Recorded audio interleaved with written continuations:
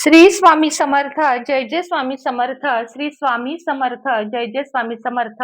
श्री स्वामी समर्थ महाराजांच्या नामस्मरणाने आजच्या व्हिडिओला सुरुवात करूया. शुभ दुपार तुम्हा सगळ्यांना. कसे आहात तुम्ही सगळे? आशा व्यक्त करते स्वस्त असाल, मस्त असाल, स्वामींच्या सेवेमध्ये रममाण असाल. कालच्या व्हिडिओला तुम्ही छान प्रतिसाद दिलात त्याबद्दल तुमचे सर्वांचे मनापासून धन्यवाद. काल ज्यांनी व्हिडिओ पाहिला नाही त्यांना थोडक्यात सांगते की ज्यांना पेड कन्सल्टेशन हवं आहे त्यांनी माझ्या 77 57 94 94 41 या नंबरवर संपर्क साधावा. तुमच्या समस्यांवर योग्य ते मार्गदर्शन तुम्हाला दिले जाईल. आपण आजचा जो व्हिडिओ आहे तो अक्षय तृतीयेवर करणार आहोत. 19 एप्रिल रोजी अक्षय तृतीया आहे. अक्षय तृतीयेला असे बरेच सारे उपाय केले जातात जे आपल्याला भरपूर आर्थिक लाभ देतात आणि कर्जातून मुक्त करतात. त्याच पद्धतीने नवीन व्यवसाय, नवीन कोणत्याही गोष्टीची सुरुवात करायची असेल तर अक्षय तृतीयेला आपल्याला ना पंचांग ना कोणताही शुभ मुहूर्त बघावा लागतो. मात्र हो, अक्षय तृतीये दिवशी चा जो मुहूर्त आहे, तुमची पूजा असेल, नवीन शॉप, नवीन गाडी, तुम्हाला जे काही हवं असेल त्यासाठी सकाळी म्हणजे साधारण दुपारी म्हटलं तरी चालेल 10:45 आपल्याला कोणतेही शुभ काम करायचे आहे. म्हणजे तो सर्वात मोठा अक्षय तृतीयेचा मुहूर्त मानला जातो. या दिवशी तुम्ही कोणतेही काम करा, तुमच्या आयुष्यामध्ये सुवर्ण योग आल्याशिवाय राहणार नाही. म्हणूनच या दिवशी कोणती वाईट कामे करू नयेत. वाईट कामेचा अर्थ तो पुढच्या व्हिडिओमध्ये मी सांगेन. मात्र या दिवशी काय करावे हे मी तुम्हाला आजच्या व्हिडिओमध्ये सांगणार आहे. एक असा रामबाण उपाय जो केल्यामुळे तुमच्या आयुष्यात तुम्ही मालामाल व्हाल. आता मालामाल व्हालचा शब्दशः अर्थ तुम्हाला सांगते की या दिवशी तुम्ही ज्या कामाची सुरुवात कराल त्या कामामध्ये तुम्हाला इतके जास्त यश येईल की तुम्हाला सिद्ध होण्यापासून किंवा तुमची श्रीमंती येण्यापासून तुम्हाला कोणीही अडवू शकत नाही. काय करायचं आहे बरं या दिवशी? तर या दिवशी आपल्याला सोनं खरेदी करायचं आहे. हा उपाय नाहीये, पण तुम्हाला थोडीशी माहिती देते. सोनं खूप महाग झालं आहे, पण एक मणी तर आपण नक्की आणू शकतो. एक मणी जरी तुम्ही आणलात तरी तुम्हाला सोनं खरेदी करण्या इतकी परिस्थिती तुमची चांगली होईल. म्हणून एक सोन्याचा मणी तरी अवश्य घेऊन या. नसेल जमत तर चांदीची अंगठी, चांदीची वस्तू, चांदीचं पैंजण घेऊन आलात तरीही चालेल. तसं तर सोनं आणि चांदी ही सगळ्यात जास्त आता महाग झालेली आहे. अशा वेळेस एक तांब्याचा दिवा, एक पितळेचा दिवा, घंटी, घरात लागणारं कोणतीही वस्तू लोखंड सोडून पितळेची, तांब्याची, स्टीलची तुम्ही नक्कीच घेऊन येऊ शकता.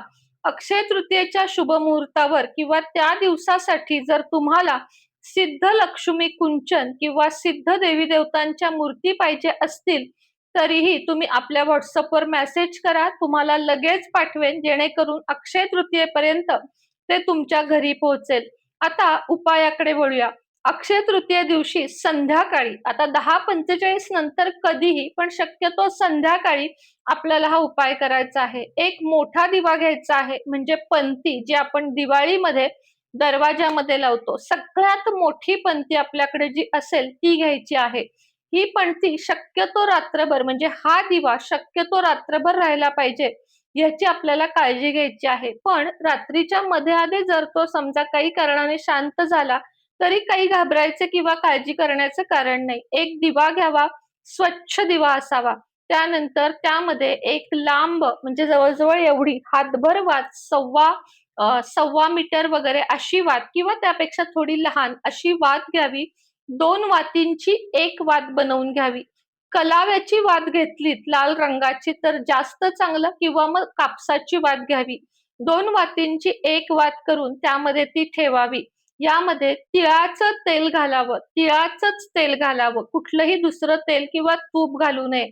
तिळाचं तेल घातल्यानंतर या दिव्याला एक छोट्या ताटलीमध्ये आसन द्यावं. त्यात फुलांच्या पाकळ्या घालाव्यात.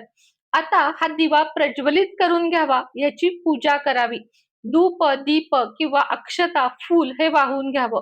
त्यानंतर आता आसन तर आपण दिलेला आहे देवाला.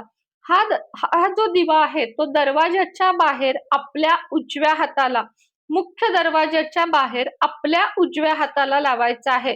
लावल्यानंतर त्यामध्ये 2 लवंगा, ₹1 एक स्वच्छ नाणे आणि 2 हिरव्या वेलची घालायच्या आहेत. त्यानंतर दिव्यापाशीच बसून आपली लक्ष्मी प्राप्तीची इच्छा बोलायची आहे. लक्ष्मी मातेला माझ्या घरी कृपया करून राहा अशी विनंती करायची आहे. आणि त्यानंतर दिव्यासमोर बसून ओम श्री लक्ष्मी देव्यो नमः या मंत्राचा 21, 11, 51 किंवा 108 वेळा जप करायचा आहे. हा आहे अ, अक्षय तृतीयेचा महालक्ष्मी सिद्धीकरताचा उपाय. नक्की करा. दुसऱ्या दिवशी सकाळी या दिव्यातील जे काही उर्वरित सामान असेल ते आपल्या घरातील एखाद्या झाडामध्ये माती उकरून त्यामध्ये घालावे आणि जी वात आहे ती कापरासोबत जाळून टाकावी. आता हा जो दिवा आहे तो स्वच्छ घासून तुम्ही पुन्हा दिवाळीत सुद्धा वापरू शकता.